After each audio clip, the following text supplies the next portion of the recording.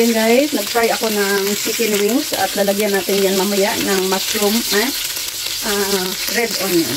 Yan guys, see you later. So yan guys, mag-isa na tayo ng garlic. Sa nagprituhan natin guys ng chicken, doon ko rin minsan to para hindi save na tayo sa mantika. Kasi hindi naman maraming mantika ang ginamit ko pag prito. Ayan.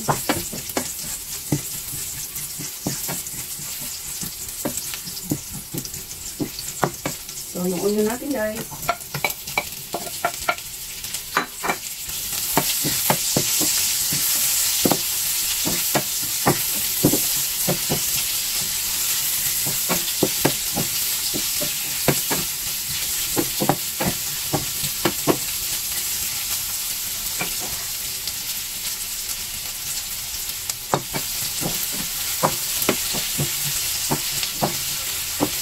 Grabe mantika dito. Nagkawasik sa ano kanina pag dito ko ng chicken.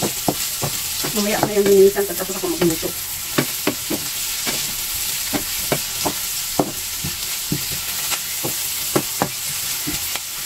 Ayun guys, pagkatapos ng onion natin, ilagay natin ang ating mushroom. Ito lang yung mushroom ko guys.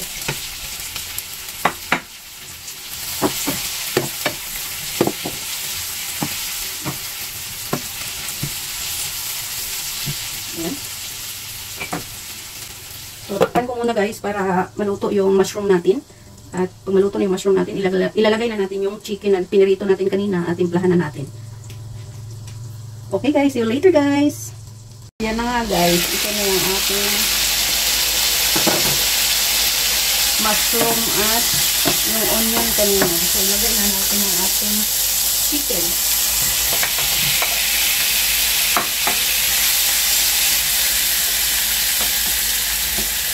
Lagyan natin ng oyster sauce.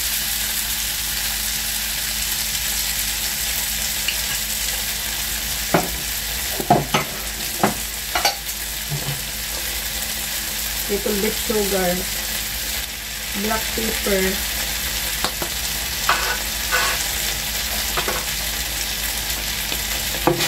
Ayan, mix.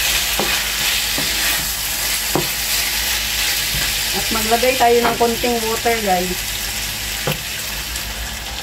Lahat na ingredients na nilagay ko guys ay tansya lamang.